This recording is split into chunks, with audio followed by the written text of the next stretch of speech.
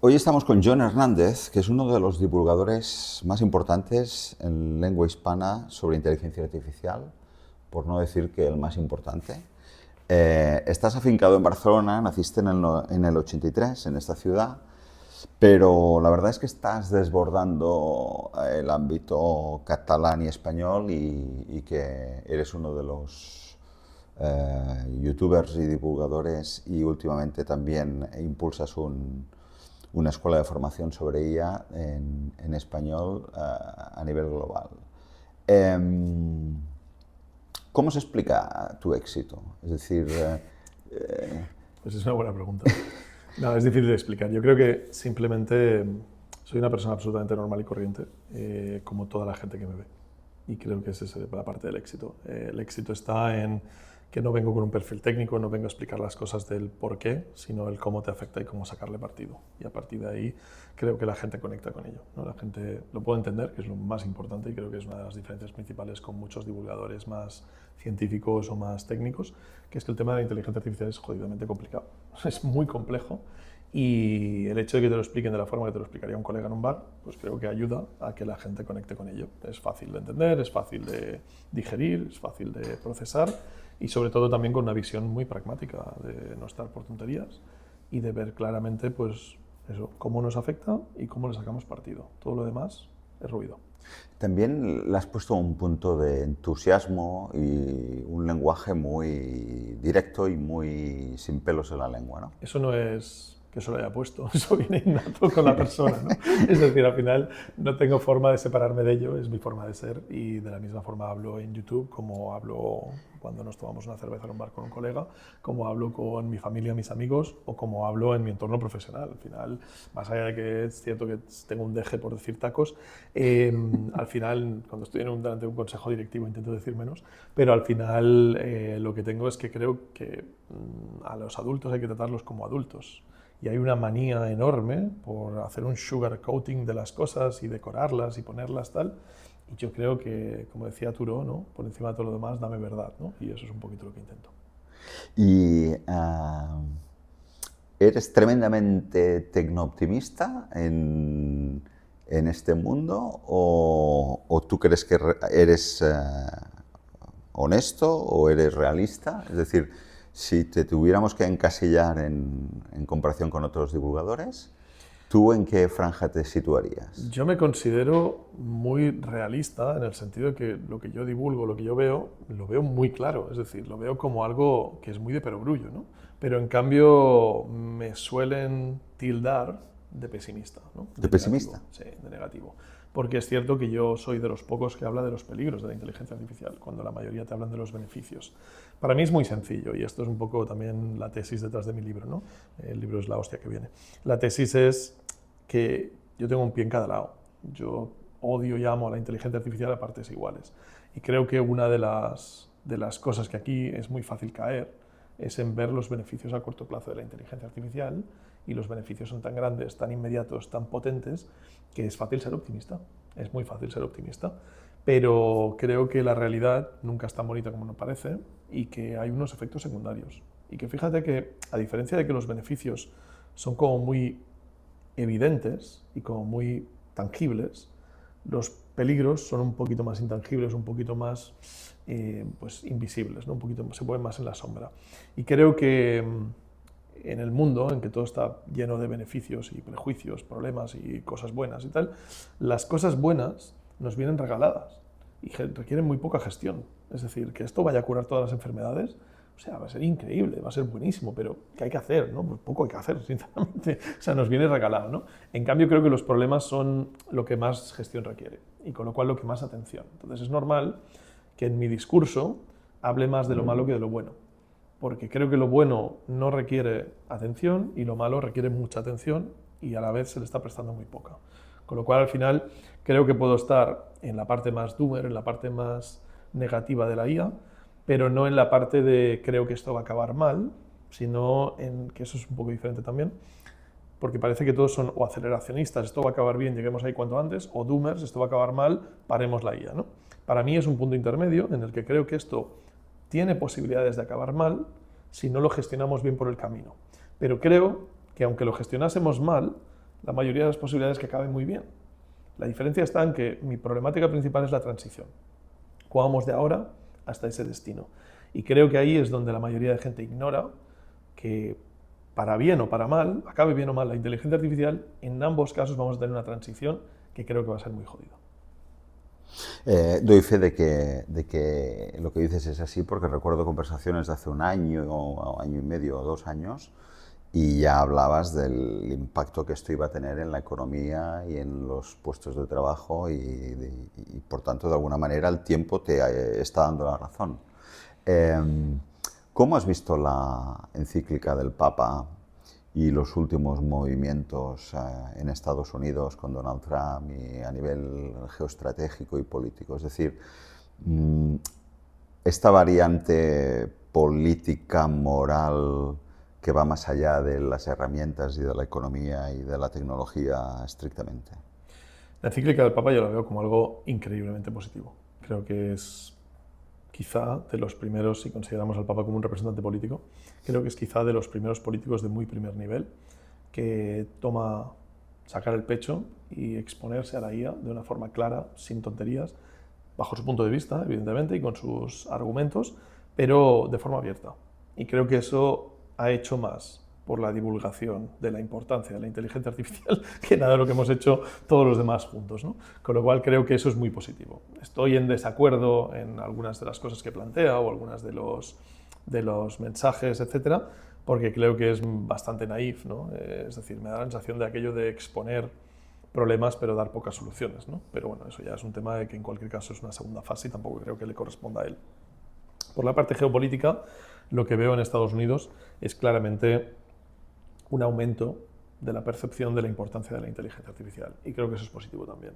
Creo que es necesario y me alegra. A mí me alegró mucho, por ejemplo, ver cómo Donald Trump anuncia una cumbre en China con el presidente de China para hablar de inteligencia artificial. Luego no tenemos ni puñetera de lo que han decidido y lo que han hablado porque no se ha publicado, pero me parece tal que el gobierno de Trump de repente retire un modelo del mercado, como ha pasado con Fable, con Mitos, creo que también es algo positivo. Es decir, está ante los ojos del público es uy, uy, uy.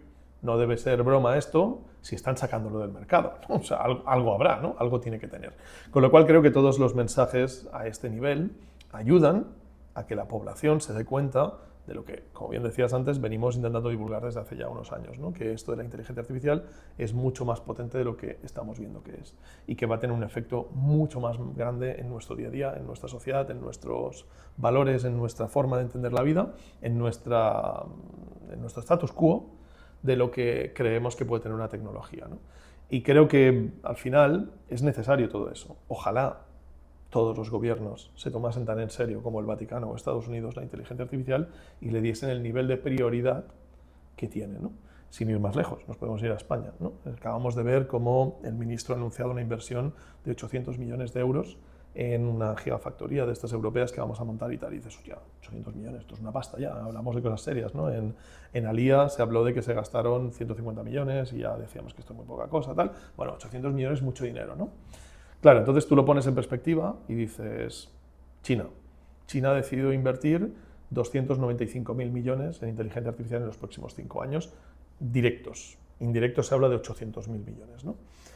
Esos son 400 veces más. Y tú dices, coño, John, pero es que China es mucho más grande. Bueno, China tiene un PIB de 10 veces el de España, no 400. Claro. Con lo cual, estamos viendo que no es la misma prioridad. O sea, si tú pones una cantidad de dinero que proporcionalmente es muy superior a la que está poniendo España, no se trata de que pongamos la misma cantidad de China, no podemos jugar en esa liga, pero se trata de que pongamos 10 veces menos, no 400 veces menos. Con lo cual, eso denota el nivel de prioridad que se le da a la inteligencia artificial por parte de cada país. Y yo creo que es claramente evidente como Inglaterra, Emiratos, todos los países de la zona, Estados Unidos y China lo tienen como una prioridad, mientras que el resto de países lo tenemos como una de tantas prioridades. Y creo que ahí está nuestro rol principal. Quizá el problema sea que China es soberana tecnológicamente en todos los aspectos y lo que invierte sabe que va a triunfar o no solo dependiendo de ellos. En cambio, España, aunque aumentase la apuesta, depende de las normativas europeas, de tal manera que en el fondo está, entre comillas, secuestrada o condicionada por unas normativas y un marco europeo que que tampoco depende solo del criterio de un gobierno, de un Estado, ¿no? Yo creo, fíjate lo que te voy a decir, creo que para Europa la IA es más prioritaria que para España.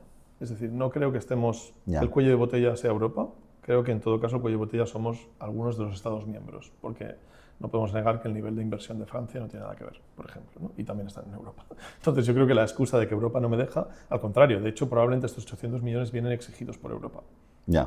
O sea que Esto en una gigafactoría decidida por Europa, no ha sido una iniciativa española. de otra manera ni eso habría, ¿no? Exactamente. De otra manera yo creo que no habría ni eso.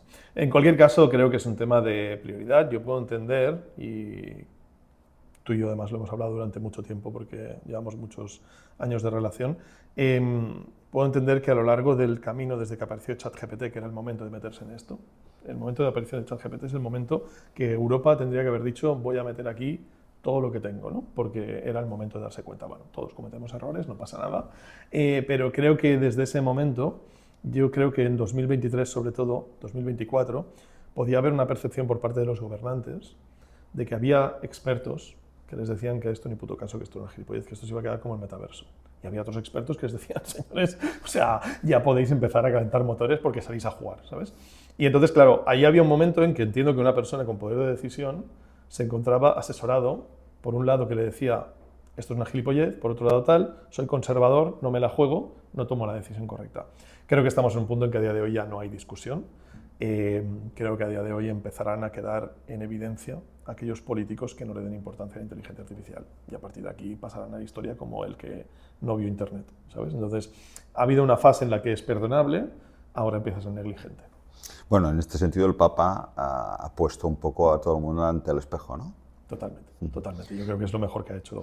¿Sigues creyendo que Europa, en medio de esta pugna entre Estados Unidos y China, tiene que optar por modelos más pequeños y por fomentar Mistrals? ¿O crees que tendría que hacer otro planteamiento? Es decir, como europeo, ¿qué te gustaría que hiciera Europa en 2026, pero pensando a medio y largo plazo? O sea, lo primero has dicho, sigues creyendo. No sé si en algún momento he defendido eso, pero creo que no. No, perdona. Si crees que Francia y la idea de los modelos más pequeños y de startups de la dimensión de Mistral son el mal menor de Europa, porque con que no puedes tener grandes compañías, te tienes que conformar con diversas pequeñas Mistrales, ¿no? O sea, yo creo que primero Mistral no tiene por qué ser una empresa pequeña, no le auguro mucho éxito, pero a día de hoy no necesitas una gran compañía para hacer un gran modelo. Es decir, DeepSeek ha demostrado en China que con 14 millones, creo que ha costado la V4, puedes entrenar un modelo partiendo, evidentemente, de destilar modelos open source existentes y algunos no open source probablemente, pero en cualquier caso partiendo de lo que ya se ha hecho, no partiendo de cero como ha hecho Microsoft recientemente, partiendo de lo que ya existe, son 14 millones y talento poder desarrollar un modelo de inteligencia artificial. Incluso a nivel de cómputo tampoco es tan complicado. Entonces, eso es perfectamente factible. O sea, Mistral, yo creo que igual dentro de poco se está hablando ahora estas semanas de que va a aparecer el Le Chaton, el modelo este gordo, grande, que podría sorprender en tamaño y en capacidades, ¿no? Yo no creo que ahora mismo estemos imposibilitados en Europa de poder tener un modelo competitivo como lo que ha creado Elon Musk. Yo creo que Europa podría juntar la cantidad de dinero que juntó Elon Musk para crear Colossus, una serie de servidores, y entrenar un modelo como XAI, que no será el mejor del mundo, pero que está en el top 5. Creo que Europa podría estar ahí si hubiese querido, si hubiese decidido que esto era importante y prioritario. Con lo cual no creo que hayamos que renunciar a tener esos modelos. ¿Vamos a ganar la Champions? No. No. O sea, ni de coña. No hay posibilidades. Eso no quiere decir que debamos dejar de jugar, ¿no? Entonces yo lo que creo ahí es que lo que está pasando con el gobierno americano y Anthropic, que para que la gente entienda, lo que ha hecho el gobierno americano es exigirle a Anthropic que el modelo solo esté disponible para nativos americanos, para nacionales, que no esté disponible para gente extranjera, sean en otros países o en Estados Unidos sin pasaporte. Eso básicamente es cortar el grifo. Anthropic ha decidido no pasar por el tubo y ha decidido cortar el grifo a todo el mundo, pero podría perfectamente haber instaurado, que no descartemos que pase, un proceso de verificación de pasaporte y que en base a eso tengas acceso o no tengas acceso a un modelo u otro, lo cual sería literalmente Estados Unidos cortándole el grifo al resto del mundo a una tecnología que ellos tienen y que consideran que quieren tener esa ventaja competitiva. Perfectamente legítimo, también te digo. Entonces, en el caso de que eso pase, nos mandan de la patada al tercer mundo.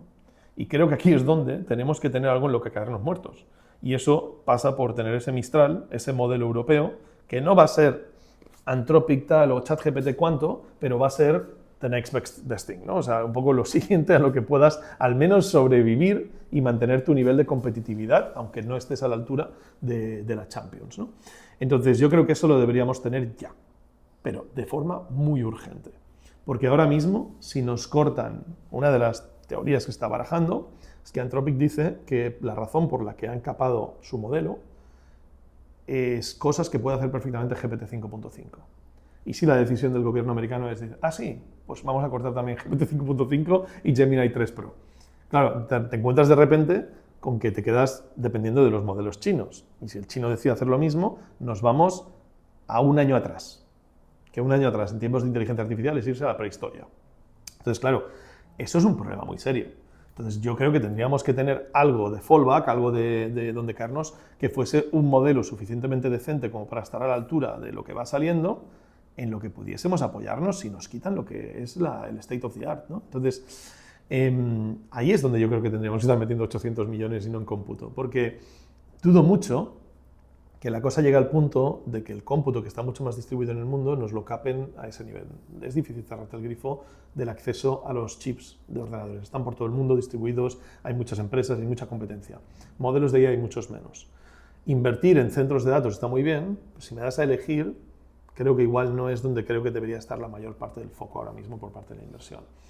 Pero eso no quita que creo que donde deberíamos estar es, 1, en retener talento, 2, en poner gente a desarrollar modelos de IA que estén a la altura. O sea, es que hablamos de que DeepSeek, que ha pegado fuertísimo y que está en el top 10 de modelos del mundo, compitiendo en la frontera, hablamos de que eran una peña que se dedicaban a invertir y que han decidido pivotar su empresa, pero que son decenas de trabajadores, no estamos hablando de miles de personas cualificadas, hablamos de decenas que, mira, esta semana ha salido una historia que aún está verificándose los benchmarks, pero el departamento de IT del gobierno local de Río de Janeiro ha sacado un modelo que vence a los modelos open source chinos, basado en destilación y reutilización de modelos existentes.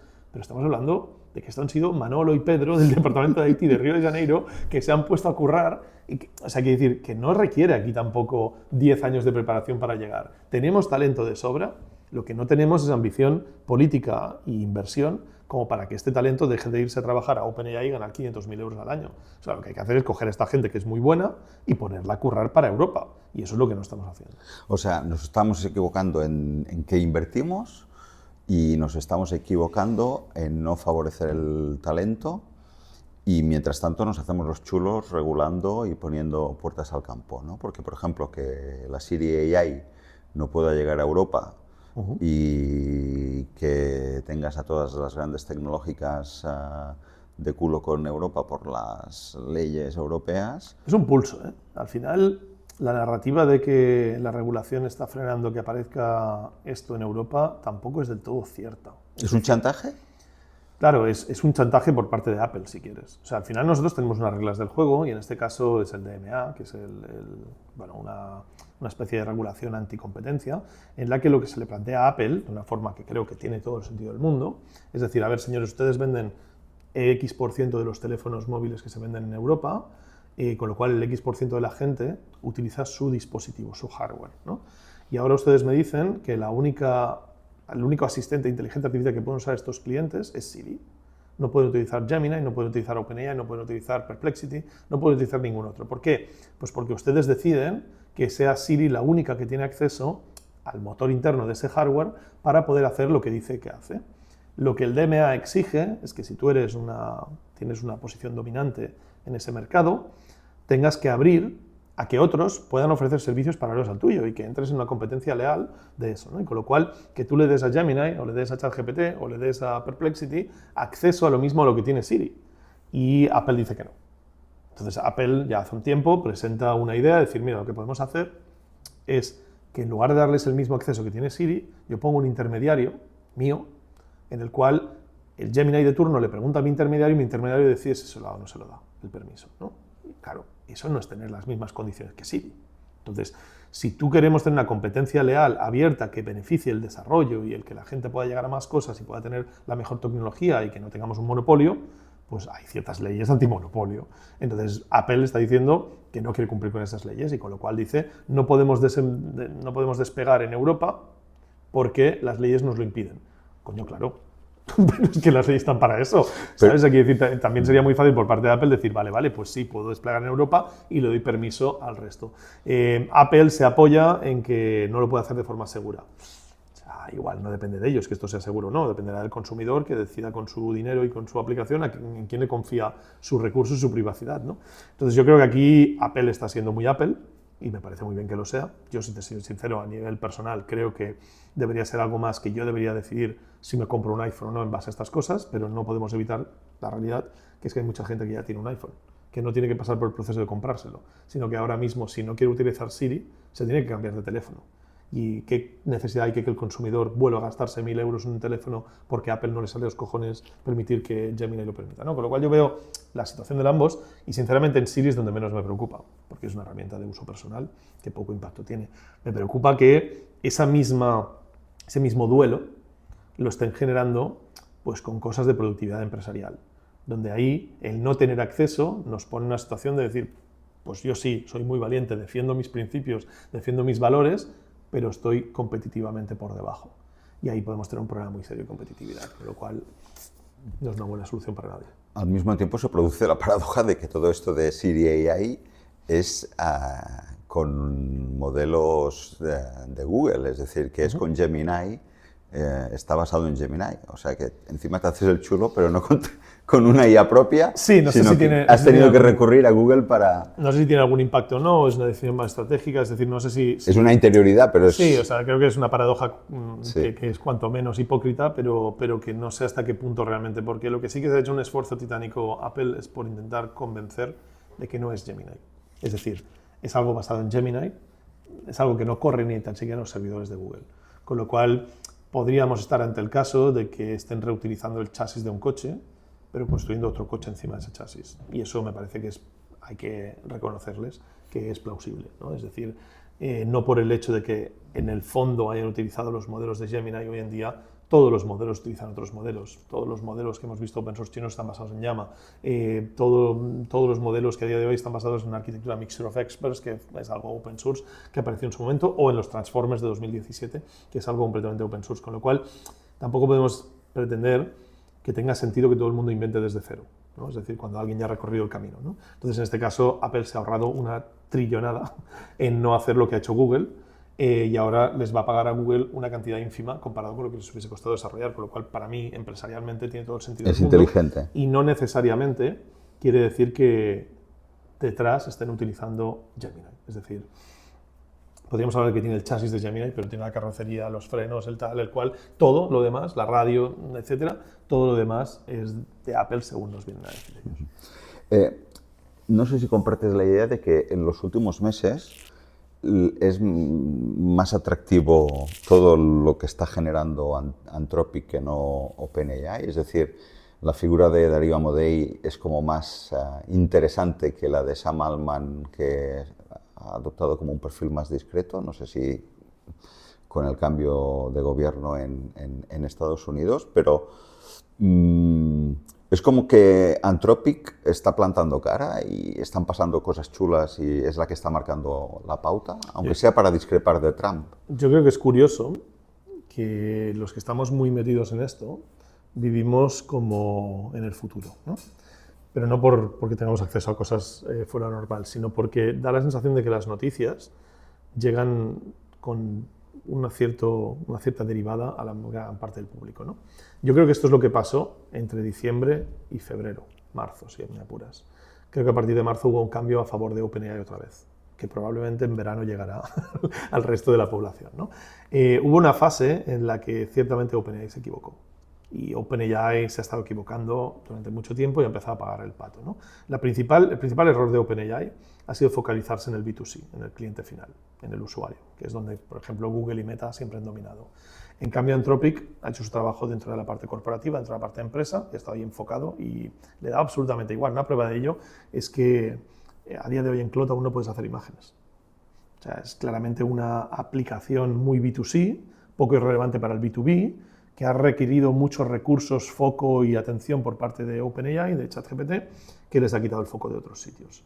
Entonces, en este caso, yo creo que ese fue el error principal de OpenAI, darse cuenta que tener pues, 1.000 millones de usuarios era su objetivo, mientras que no hacía falta eso para ganar dinero, ¿no? Y eso es un poquito donde creo que se han equivocado principalmente.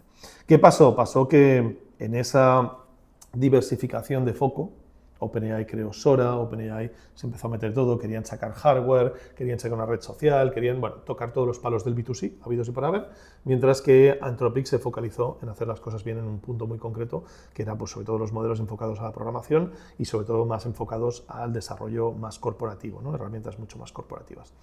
A partir de allí, en diciembre, dentro de ese foco, Anthropic hace un breakthrough donde consigue un modelo que sigue mucho mejor las instrucciones, capaz de utilizar herramientas, 4.5 de Opus, y a partir de ahí hay una diferencia importante respecto a ChatGPT. ChatGPT consigue equiparar las prestaciones del modelo, pero no la respuesta óptima dentro de un entorno corporativo. Y a partir de ahí, pues lo que vemos es que de repente Anthropic empieza a duplicar facturación. Todo el mundo empieza a sumarse a Anthropic. Ahí hay el cambio de tendencia de que todo el mundo, incluso el B2C, empieza a decir, no, es que OpenAI es una mierda, Anthropic es lo que es la canela fina, ¿no? Y entonces, bueno, empiezan a haber un cambio increíble hasta el punto de que Anthropic factura más que OpenAI. Esto pasa alrededor de marzo y para ese momento OpenAI yo creo que en enero ya se da cuenta y OpenAI empieza a invertir radicalmente en Codex, que es la parte de la aplicación más para programadores, más enfocada a la gestión agéntica, etcétera, que no el ChatGPT, que sería lo que utilizamos todos los gente normal y corriente, ¿no? Llega un punto en que empiezan a presentar pues, las versiones 5.4 y sobre todo con 5.5 y sobre todo con muchas mejoras dentro de Codex que hacen que se convierta en una aplicación mejor que Claude Code. Y eso era el caballo de batalla de Anthropic. Entonces ahí empezamos a ver una deriva brutal de una parte corporativa también hacia Codex.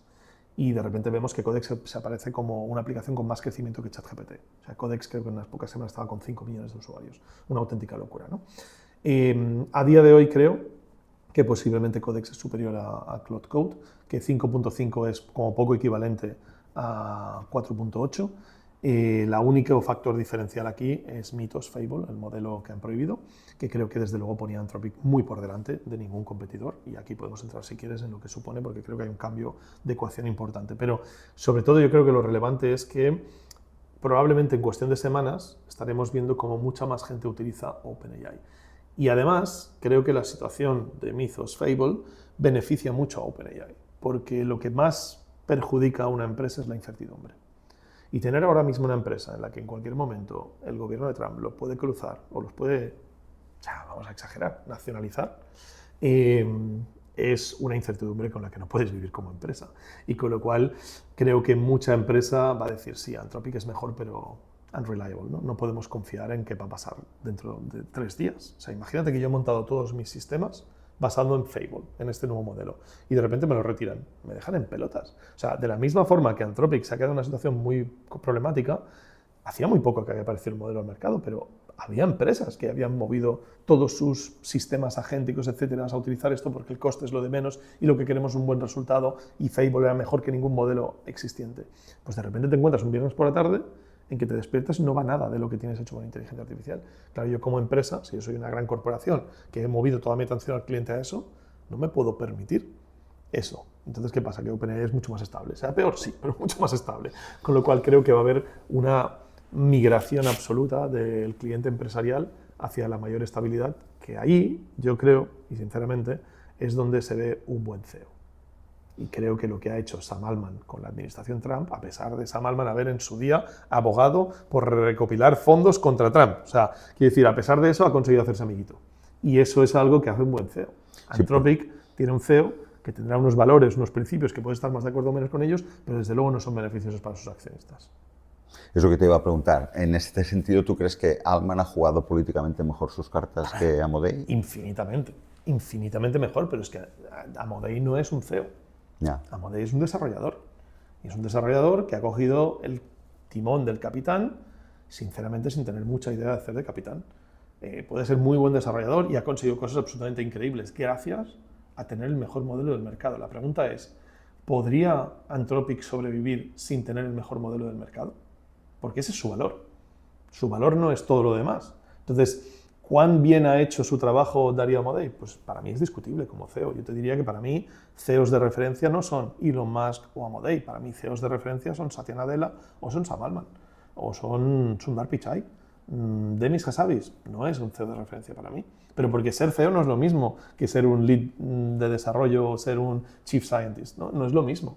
Y tus funciones tienen que ser otras. Y como Demis Hassabis creo que políticamente es muy correcto y que sabe moverse en el entorno político, creo que Darío no. Y la prueba de ello es que está a hostias constantes con el gobierno americano, por una razón o por otra, por el Departamento de Guerra, por tal, por cual. Pero a Darío le va a dar una úlcera y al final lo van a tumbar como CEO porque es malo para los accionistas. Y no nos olvidemos que parece que Anthropic es una startup que la han montado 4 tíos en un garaje, pero Anthropic a día de hoy vale $1 trillón americano. O sea, hay gente que ha puesto mucho dinero ahí, entre ellos Amazon y Google. Esta gente no tiene ninguna intención de perder su dinero o de poner su dinero entre la incertidumbre de los mercados. Con lo cual, creo que más allá de que la visión pública de Darío es que sea un paladín con una espada súper bonita dorada y un escudo de oro, creo que está haciendo mucho daño a su empresa y creo que a la vez esa imagen de paladín es público PR, ¿no? Public Relations, mientras que realmente la gente no sabe, por ejemplo, que cuando hubo toda esa historia del Departamento de Guerra, donde Darío Amodei se las dio de paladín, de no le vamos a dar el modelo a Estados Unidos porque no queremos que hagan armas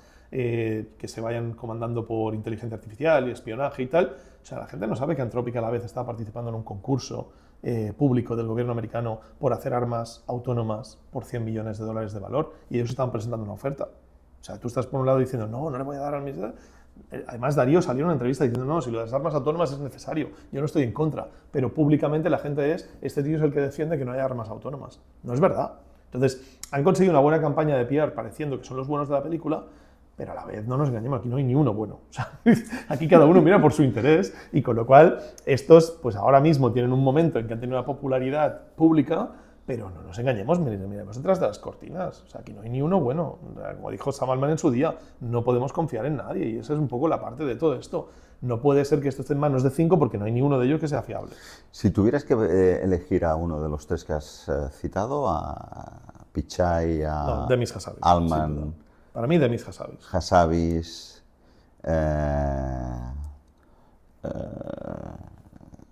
Suleiman, ¿pinta algo? Suleiman yo pensaba que pintaba menos, pensaba que había habido un despido encubierto, pero en cambio en la última presentación de Microsoft ha presentado sus nuevos modelos. Y oye, parece que está haciendo un trabajo más de desarrollo y menos, o sea, parece una vez más que lo que ha visto Satya es que Suleiman no estaba beneficiando a Copilot, pero que Suleiman es muy bueno en lo que hace, que es lo que tenga que hacer ahí detrás de las cortinas, ¿no? Y con lo cual han puesto a otra persona adelante para la parte comercial de Copilot y a Suleiman lo han dejado desarrollando, ¿no? Y por su lado parece que está trabajando. Lo que ha hecho Microsoft, ojo, tiene mucho mérito. O sea, son los primeros que desarrollan desde cero, desde OpenAI. O sea, que quiere decir que tiene muchísimo mérito lo que han hecho, ¿no? En cualquier caso, si tuviese que elegir uno, para mí es Demis Hassabis, es con el que me siento más cómodo. Existe esa espinilla de que puede ser que me esté vendiendo la moto, como todos, pero para mí, sin ninguna duda, con el que mayor me identifico, con el que me parece más sensato, con el que me parece el único que tiene un poco de cabeza, es Demis Hassabis de Google. Yo creo que es probablemente la persona a quien yo le daría las llaves del mundo de la inteligencia artificial y diría, tío, lo que tú creas es lo mejor que nos puede hacer. ¿Y en el contexto europeo, cuál es el Demis Hassabis europeo? No hay, pero es que no hay ni Demis Hassabis, ni Sam Altman, ni... Pero a pequeña escala, es decir, no hay un... Yo no lo he encontrado. El de Mistral o... Los de Mistral los conozco muy poco. O alguien en España... Los de Mistral los conozco muy poco. O sea, evidentemente... Años luz, me refiero. Sí, claro, años luz. O sea, evidentemente yo creo que hay gente que tiene visiones muy correctas de esto de la inteligencia artificial, que están muy bien equilibradas, como Per Martorell, que creo que tiene una visión muy correcta de lo que supone con toda la parte regulatoria, con toda la parte tal, pero a la vez la parte tecnológica, con tener claro que no puedes poner puertas al campo y tal. Creo que hay gente como Pep que sin duda, yo confiaría muchísimo en él, ¿no? Si me dices a quién tendría que elegir el presidente de España como director de un programa de inteligencia artificial, pues yo creo que Pep Martorell se llevaría todos los números, para mí todos mis votos, ¿no? Seguro que hay mucha más gente mucho más válida, ¿no? Pero en la mayoría de los demás, que veo, que entrevisto en el podcast, etcétera, les veo o aceleracionistas o negacionistas, ¿sabes? O no negacionistas, pero doomers, ¿no? Entonces veo gente diciendo esto no es relevante, esto hay que pararlo, o gente diciendo a por todas, cuanto antes mejor. Entonces creo que hay pocos con esa mentalidad, que creo que es la misma que tiene Demis, de decir esto hay que hacerlo bien y no rápido, ¿no? Y creo que esa es un poco la de Pep también. Y cuando ves las últimas declaraciones o los cambios que está haciendo un personaje como Jean LeCun, que se acerca mucho a las tesis de Hinton, ¿qué piensas? ¿Que realmente dicen ahora la verdad y que por tanto son muy honestos? ¿O que todo el mundo tiene derecho a ser contradictorio y que se hacen mayores y que cuando ellos no pueden estar en primera fila les parece que todo es un desastre? O sea, lo primero yo veo en las antípodas a Jean LeCun y a Hinton en discurso. No sé si ha dicho algo recientemente Jean LeCun, que desde que salió de Meta sinceramente tengo un poco perdida pista, pero Jean LeCun siempre ha tenido la visión de no nos preocupemos que antes de inventar un coche inventaremos los frenos. Pero esto son gilipolleces. De hecho, Jean LeCun, muy amigo de Hinton, decía que este tío está para allá. O sea, que no tenía ningún sentido lo que está diciendo Hinton, ¿no? Hinton, en cambio, yo creo que ha endurecido su discurso, y ahí sí que puede haber el argumento de que se está haciendo mayor, lo que quieras, pero Hinton empezó diciendo, oye, esto puede ser un peligro para la existencialidad de la humanidad, y ahora ha empezado a cruzar la línea, esto es consciente, esto empieza a mostrar líneas de conciencia, bueno, en serias argumentaciones que para mí son ciencia ficción, pero que viniendo de un tío como Hinton, pues oye, hay que valorarlas, ¿no? Pero para que te hagas una idea, en el porcentaje de posibilidades que hay un ranking de cuánto crees que la IA puede acabar con la humanidad, Jean LeCun está en el 0%, o en el poco por ciento, y Hinton, teniendo en cuenta opiniones, que es un tío además bastante humilde, teniendo en cuenta opiniones como las de Jean LeCun, se posicionan un 50%. Entonces, hablamos de que están en las antípodas, ¿no? Yo creo que uno es muy doomer, en el caso de Hinton, y otro es bastante aceleracionista en el caso de Jean. Lo que es cierto es que Jean, y ahí es un poco donde a veces genera confusión, Jean LeCun considera que los LLM están muertos. Que los LLMs como tal, los transformers incluso, son algo en lo que no tiene ningún puñetero sentido invertir un duro más, ¿no? Y que él cree que nos tenemos que ir a otro tipo de inteligencia artificial por otros caminos que nos van a llevar a una AGI y a todo lo que podemos prever, pero que desde luego no es ni remotamente en el camino en el que estamos. Y él de hecho apuesta a levantar su nueva empresa en Francia, que probablemente acabe siendo algo relevante en el panorama europeo, enfocado a hacerlo de otra manera. Me parece perfectamente lícito, ¿no? Y no soy quien yo para discutir a este hombre que tiene más premios Turing que todo lo que hay, ¿no? Pero en cualquier caso, creo que, volviendo a la pregunta, todo el mundo tiene derecho a cambiar de opinión. Es decir, de hecho es lo sano. Lo que no es sano es enrocarse, ¿no? Entonces creo que lo sano, como por ejemplo Yoshua Bengio, como por ejemplo, que creo que quizá de los tres que ganaron el premio Turing, Bengio es el más sensato y equilibrado de todos, o sea, que creo que también es el que yo apoyaría si tuviese que elegir a uno de estos tres, ¿no? Pero en el caso de Bengio, pues él creía que la IA iba a beneficiar al mundo y ahora cree que hay que hacerlo de otra forma porque la IA se nos va a llevar por delante, ¿no? Entonces, por muchas razones, sobre todo concentración de poder, etc. Pero creo que sin ninguna duda tiene sentido que alguien pueda cambiar de opinión, si no mal vamos, ¿no? La gracia está en que tú puedas evolucionar tus visiones y si el día de mañana se demuestra que yo estaba equivocado, pues estaré encantado de la vida, porque además si yo me equivoco será bueno para la humanidad, con lo cual bienvenido sea, pero que todos estos piensen que estaban equivocados será bueno. El problema está cuando tú no eres un científico, sino que eres alguien como David Sachs o alguien que te estás asesorando un gobierno en base a tus teorías y esas teorías acaban siendo incorrectas. Entonces tu asesoramiento tenía unas consecuencias tremendas, ¿no? Y ahí es uno de los grandes problemas, que no es simplemente una opinión como la mía, que es algo en YouTube y doy mi opinión y si me equivoco, pues me equivoco. Es que esta gente, su opinión está condicionando decisiones que nos afectan a todos. Y con lo cual hay que tener mucho cuidado con esas opiniones, ¿no? Hay que basarlas mucho más que salir en un canal de YouTube y expresar las tuyas. Luego está un personaje a nivel español que es Ramón López de Manteras, que tú entrevistaste, que dice que todo esto es puro marketing y que estamos muy a años luz de lo que se está diciendo que puede pasar con la IA. Para ser totalmente honestos, Ramón decía esto hace prácticamente 2 años. Te provocó bastante en el podcast. Sí, no sé si Ramón sigue opinando lo mismo o en qué medida sigue opinando lo mismo. Es decir, no sé si yo creo que O sea, en ese podcast básicamente el enfrentamiento no era un científico contra John que tiene una opinión propia. No, era contra las ideas de... No, el enfrentamiento era que él me decía, esto que te enseñan es marketing, y yo decía, perdona Ramón, pero yo lo estoy haciendo en ChatGPT cada día. Con lo cual, o sea, que lo haya enseñado Google me parece muy bien, que tú te creas que Google nos ha mentido está muy bien, pero es que yo lo he hecho con mis propias manos. Con lo cual, o sea, no me digas que es marketing algo que yo estoy haciendo, ¿no? Entonces, el debate era puramente más entre lo que yo creo que era una desconexión de la realidad de la inteligencia artificial en base a la teoría de su experiencia de muchos años. Y oye, súper sano, Ramón y yo, o sea, seguimos hablando sin ningún tipo de problema, o sea, no hay ninguna guerra, pero sí que es cierto que se percibió como un enfrentamiento muy grande y el podcast tuvo muchísima viralidad y con lo cual eso todo... Ya te va bien. Al final todo eso magnifica un poco, ¿no? Pero al final yo creo que tengo mis dudas de cuál sería a día de hoy la opinión de Ramón y de hecho podría ser interesante. Publicará un libro, creo que después del verano publica un libro y también será interesante ver si ha habido una evolución o no. Mira, de hecho te diría que me gustaría volver a entrevistar a Ramón, porque yo creo que ante los acontecimientos es imposible defender sus tesis de ese momento. Ya. Y dudo que lo haga. Si lo sigue haciendo, ya sí que empezaré a pensar que ya está faltando la verdad, ¿no? Pero a día de hoy, a mí me da la sensación de que las tesis que él defendía en ese podcast son insostenibles con la evolución que ha tenido la inteligencia artificial. Entonces, pero blanco y en botella, o sea, por un tema puro de que te lo pongo encima de la mesa. Quiero decir que la evolución de la IA, o sea, es innegable. Que pueda seguir teniendo ciertos problemas que él ponía encima de la mesa, por supuesto. Ramón tenía muchas partes de ideas que eran muy válidas y que siguen siendo muy válidas a día de hoy, como por ejemplo que la IA alucine hace que sea algo en lo que no es determinista y con lo cual en lo que no puedes confiar de una forma como confiábamos en el software tradicional. Ya, las personas tampoco somos deterministas, ¿sabes? Entonces, a partir de ahí, simplemente igual es que tenemos que acercarnos más a la relación con la IA, como la relación con personas, que no a la relación con el software, ¿sabes? Pero una cosa no quita la otra. Pero es cierto que tiene ciertas cosas que siguen siendo válidas a día de hoy. Y yo creo que Ramón es un exponente a nivel nacional, que le puedes tener, pero si quieres buscar quién es el exponente a nivel mundial de unas tesis parecidas, estamos hablando de Gary Marcus, ¿no? Y Gary Marcus creo que también ha ido matizando y comiéndose algunas de sus palabras por el camino. O sea, bueno, de hecho, siendo muy crítico, Ramón es un seguidor de Marcus. Seguro, o sea, segurísimo, porque comparten ideas. O sea, no sé si Marcus conoce a Ramón o no, pero estoy seguro que Gary Marcus es la referencia mundial si queremos catalogar dónde se pone, o dónde se ponía, como digo, que no sé si habrá cambiado Ramón, pero dónde se ponía Ramón en ese podcast. Gary Marcus se ha tenido que comer muchas de sus palabras y en muchas otras cosas ha tenido razón, ¿no? Diciendo que esto de la IA no tiene sentido, los costes que están haciendo, que estas empresas, la viabilidad económica es discutible, todo esto tiene toda razón del mundo y es indiscutible que estas empresas pierden dinero a cubos.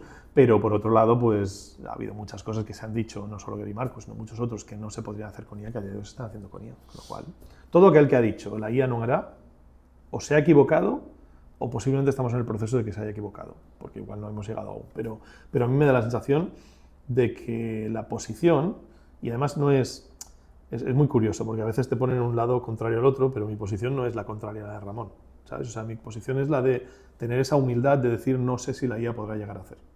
Porque a mí decir, viendo cómo está cambiando esto, decir la IA no hará, me parece muy valiente. Es tan temerario como decir que la IA hará, ¿no? Es decir, claro, es que al final existe la posibilidad de que si esto sigue el ritmo que sigue, pueda acabar haciendo. Yo siempre digo, cuando me pregunta un político por asesoramiento para cómo hablar de IA, o que es algo que hago en mis tiempos libres, iba a decir, en mi trabajo, o un comité directivo del IBEX y tal, que cómo hablar delante de pues, el comité del CEO y tal, que esto es algo que hago, que este tipo de apoyo. Yo siempre lo primero que digo es no digas la IA no hará. Busca otros eufemismos, como en plan hoy por hoy no hace, como en plan yo no estoy convencido de que esto pueda llegar. Cúrate en salud porque todo el mundo se ha equivocado. Entonces, lo que está claro es que lo que la IA sí hará es seguir sorprendiéndonos. Y a esto, mira, cuando a Hinton le preguntaban sobre esto, Hinton decía aquella de, mira, no te puedo responder qué va a pasar en los próximos 10 años, pero te puedo responder dónde estábamos hace 10 años. Y que lo que te responde es que hace 10 años no teníamos ni la menor idea de que lo que estamos haciendo hoy fuera posible. Con lo cual, no me queda otra que pensar que dentro de 10 años estaremos diciendo yo no creía que esto fuera a ser posible hace 10 años. Con lo cual, es muy probable, y yo creo que a las pruebas me remito, que la IA nos siga sorprendiendo. Tenemos que ir acabando, porque tú no paras de hacer podcasts y cursos y actividades. Los agentes. En la historia de la IA, ¿será una cosa que de aquí a un tiempo habremos olvidado o crees que es un tema como muy estructural dentro de la IA? Porque ahora estamos todos como muy pendientes de los agentes. Yo creo que depende de cómo definamos los agentes. Yo creo que el comportamiento agéntico es estructural de la IA, los agentes en sí mismos van a ser algo que va a durar relativamente poco. Es decir, hemos pasado, por ejemplo, durante un año, desde febrero del 25, por la fase del vibe coding. El vibe coding es la capacidad de programar sin saber programar, pero la realidad es que es un agente de programación. El vibe coding ha desaparecido porque, bueno, sigue estando vigente, evidentemente, pero quiero decir, está desapareciendo porque hemos pasado una fase en la que yo le pido a la IA que haga algo y me da igual cómo lo haga. ¿Sí? Entonces, antes el vibe coding suponía yo me hago una especie de software para poder hacer aquello que quiero hacer, ¿no? Y entonces lo utilizo utilizando IA en ese software o utilizando IA para crear ese software, ¿no? Para hacer lo que quiero hacer. Es decir, yo me hago la herramienta para poder clavar el clavo, clavo yo el clavo. En el comportamiento agéntico lo que estamos haciendo es que yo le digo a la gente clava el clavo. Y el agente, si se hace un martillo o no se hace un martillo, es su puñetero problema. Clava el clavo, ¿no? Entonces creo que esa es la tesis básica de lo que entendemos como el futuro de la inteligencia artificial, que es que nosotros interactuemos con esa IA, lo que sea, como quieras llamar, y que esa IA se busque la vida para darnos soluciones, ¿no? ¿Cómo haga esas soluciones? Eso suponga crear subagentes, crear agentes, es que va a ser invisible para nosotros. Te pongo un ejemplo muy claro. Estábamos en la cola de un avión y mi hija tiene unos cascos de estos que tiene una tarjeta de memoria que le permite escuchar música cuando está en avión sin tener Spotify. Y entonces mi hija en la cola del avión me dice, papá, quiero estas 5 canciones que no tengo y las quiero en la tarjeta de memoria para escucharlas en el avión. Y digo, a ver, me pillas en la cola del avión, a ver de dónde saco yo un MP3, que no sé ni lo que son. No puedo, o sea, imposible, ¿no? No tengo forma. Lo primero que me pasó por la cabeza es, te haces una herramienta de vibe coding, que le metas el link de YouTube de la canción, te lo exporten tal cual, pero ahora mismo no puedo hacer. Pero en ese momento dije, espérate, y le mandé un mensaje de voz a uno de mis agentes, a Jarvis, le dije, Jarvis, mi hija quiere estas 5 canciones, pásame los MP3 para poder ponerlos en la tarjeta de memoria. Y Jarvis se puso a currar y 5 minutos después me mandó al WhatsApp las 5 canciones. Claro, ¿cómo lo hizo? No tengo ni idea, pero me da igual. Yo puse la tarjeta de memoria de los cascos en mi móvil, le descargué las canciones y la niña pudo escuchar la música en el avión. Eso es lo que yo veo como la relación con la IA en un futuro. Una relación en la que tú le planteas tu problema y te da una solución. El cómo llegue a la solución creo que es lo de menos. Y los agentes, como los conocemos a día de hoy, son herramientas para llegar a las soluciones. Yo estoy creando agentes. Yo creo que en un futuro yo no crearé agentes, pero la IA será teniendo un comportamiento agéntico. Pues muchas gracias, John. Un placer. ¿Va bien la academia y la formación? Pues todo muy bien, gracias a lo que pensemos, ya no por un tema de negocio, pero por un tema también del bien de la sociedad, la gente se está dando cuenta de que esto de la IA es importante y se quiere informar y formar, que son un poco nuestras dos patas, ¿no? Por un lado tenemos la parte de divulgación pública, gratuita, etcétera, y por otra parte tenemos la parte de formación más profesional, un poco más seria y de pago. Entonces, bueno, el hecho de que la gente tenga una conciencia mayor de la importancia de la IA está derivando en que tengamos más negocio. ¿Quién se apunta? ¿Gente joven, gente senior, gente de todo? Es una locura, intergeneracional? Porque además nos pone las cosas muy difíciles desde el punto de vista del marketing, porque es muy transversal. O sea, tenemos chavales de 16 años, tenemos personas de 80, el otro día tuvimos el evento anual del máster y me encontré con mucha gente en persona, en primera persona, alquilamos el Popla Español y vinieron ahí, no sé si casi 1000 personas. Y me encontré con mucha gente y me encontré con pues, precisamente un tipo de 80 años. Entonces tenemos un tipo de perfiles muy abierto, aunque si me dices que definamos, pues principalmente son gente profesional que quiere blindar su puesto de trabajo para poder seguir aportando valor en su puesto de trabajo, básicamente. Gente que quiere tomar un emprendimiento alrededor de la IA, que también hay muchos. Gente que tiene una empresa y quiere que su empresa aproveche la IA. Y gente freelance, que a día de su empresa son ellos y quieren aumentar sin tener por qué relacionarse. O sea, gente que se dedica a hacer crochet, ¿entiendes? Pero que al final tiene que hacer facturas, presupuestos, no sé qué, pues al final encuentran una vía en la IA de permitirles hacer las cosas siendo una empresa relativamente pequeña, el típico autónomo, que le permite pues, ser más productivo y hacer más, ¿no? Que al final eso es un poco lo que buscamos todo. Pero sobre todo es gente que sabe que la IA va a tener un impacto en su vida. Que yo creo que ese es, si a veces me preguntan cuál es el público al que vas, gente que se ha dado cuenta que esto de la IA es importante. Todo lo demás es muy secundario, porque como nos va a afectar a todos, claro, esto puede ayudar a un panadero como puede ayudar a un abogado. Muy bien, pues muchas gracias. Gracias.